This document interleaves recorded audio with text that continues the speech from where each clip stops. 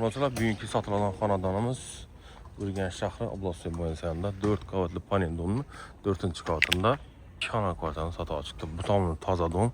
Bana chapga qarasak bu cho'ya ko'chaga chiqsak bo'ladi masalan. Bonamiz 2 qavatli, bu tomonimizda yana panelning dom ekan. Mulkingiz bilan bemalol bog'lanasiz.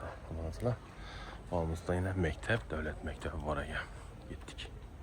Yana birodalar kvartirani to'liq tushuntirib bersak, bu feyzi joy ekan, yangi ta'minlangan, glavni ishlab o'tadigan obuv, berilgan unumli foydalanib bankka qo'yish uchun patologlar fonda sotuvlarga qarang. Joyimiz birdan 10 dan baho bergan o'zi. Mumtoz rakayna vanna baller bor. Ishlarimiz yana 7 minglik elementlar qo'yilgan ekan.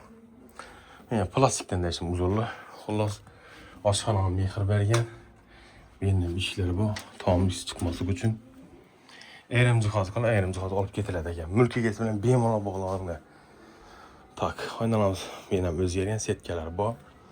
Havo tozalovchi, yana taom ustidagi gaz plita, ugl, oshxona mebeli, menimizda xolodilnik, bruzo firmaga pechkalarimiz, itimat ronovkalarimiz hamma o'zi bor ekan.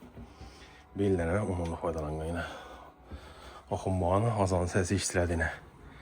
Ko'cha lokatsiyasi dum zo'r obunachilar. Endi ayrim sabablar sotsak bo'lsa sotqiting mesada emas. Endi bu xonamizga kelsak, mehmonxonamiz berimizda stenkasi bor ekan. Kondisioner, yana bir kondisioner, televizorlarimiz. Berimizda oynalar 100% o'zgargan. Balkonimizda demir kotyullari bor ekan, xullas ajoyib yuzatilgan.